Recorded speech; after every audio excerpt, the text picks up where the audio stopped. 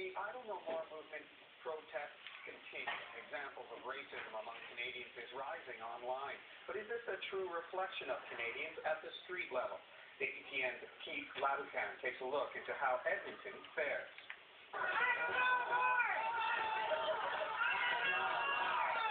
Since early December, I Don't Know More has made its presence felt across Canada.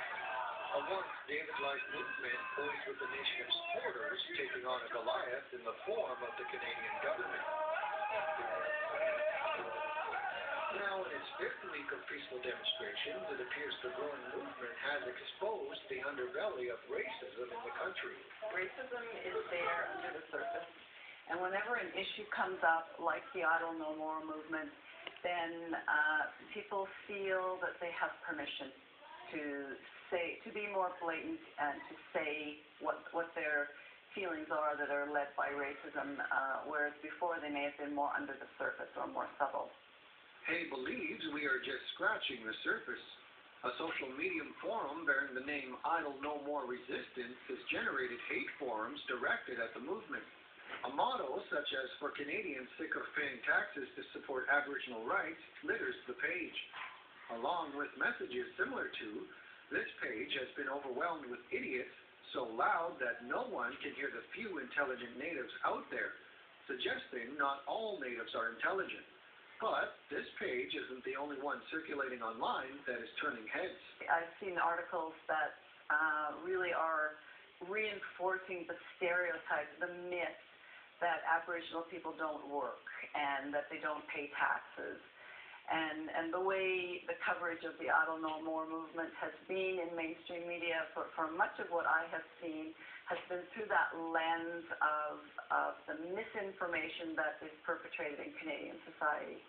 When we hit the streets of Edmonton to find out what the general public thought, we found it is an opinion very few Canadians share. I think people have a misconception, and there's kind of a bad view, because you kind of go outside Edmonton and you see what you see, and then you just kind of put that as a generalization for everybody, but that's not how it is anymore, or at all. I mean, we have so many different nationalities, and it's so mixed that I don't think we're just picking on one, especially Aboriginal people. I don't feel that at all. Aside from many concerns that some mainstream media reports attempt to discredit I Don't Know More, the people we spoke to today believe online forums simply reflect the misinformed and not Canada as a whole. There are people on the internet who really get their kicks from trying to get a rise out of people, and those kind of things just bring them out, because there's a lot of people who couldn't care less about commenting, but have a lot of really non-racist things to say. So because it's more frequent in the media, the stereotypes and the myths and misconceptions are portrayed more frequently. After all, every I Don't Know More event Edmonton's hosted since has remained positive, and whether or not racism does exist here is still up for debate. My guess is that it was there all along. Keith Labucan, APTN National News, Edmonton. More on that developing story out of Ottawa now. Chief Perry Bellegarde of Saskatchewan has just informed APTN National News that tomorrow's meeting between the AFN representatives and the Prime Minister will go ahead without the Governor-General. In the meantime, last month, the First Nations people gathered on Parliament Hill to protest Bill C-45. A bus filled with people from Saskatchewan traveled to that gathering.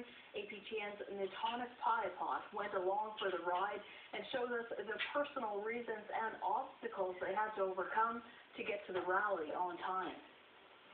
This bus is leaving Winnipeg at 4 a.m.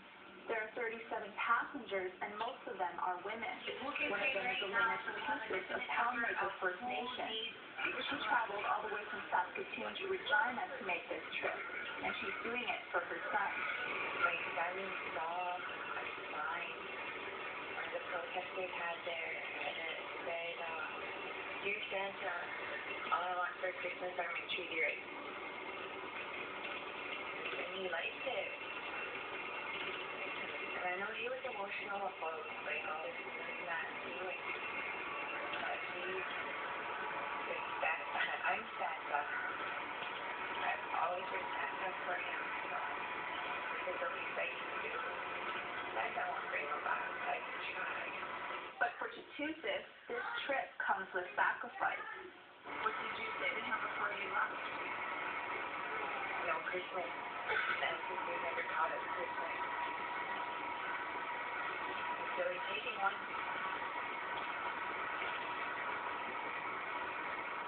We're still keeping tabs. I don't know what's going on. But I know he'll understand it more when he gets older. He'll understand my reason why. Part of the reason for this. The people on this bus are watching news about I Don't Know More as it happens. Support is coming in from across the globe, from places like England and Brazil. Another passenger is Jacqueline Anaquad from the Muscatine First Nation. She says it's no surprise that 4 women started the I Don't Know More movement. And I think Aboriginal women, First Nations women that are leading this movement is because that's where we started. We've always been at the bottom of everything.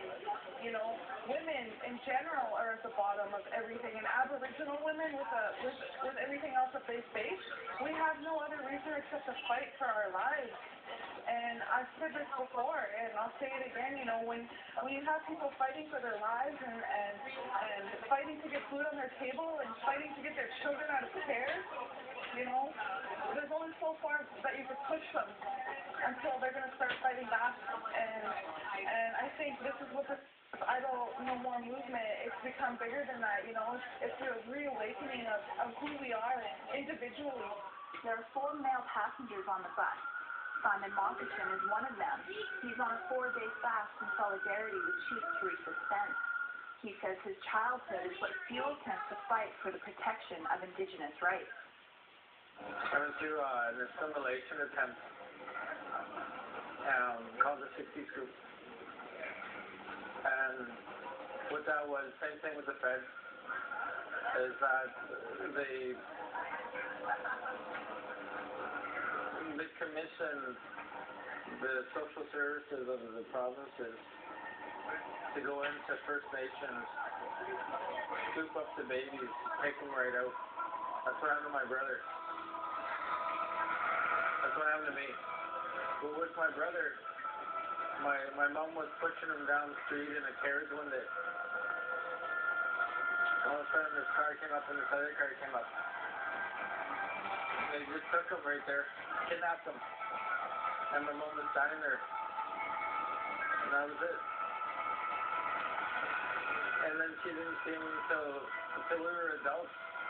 And I'm willing to fight. I'm willing to fight for my people and for my land. And to pray for those ones that have done this to us as well. That's why I got involved. And I'm doing it for my daughters, Maya and Sage, my awesome daughters. There are some bumps in the road, but soon enough they arrive in Ottawa, just in time to join the march to Parliament Hill.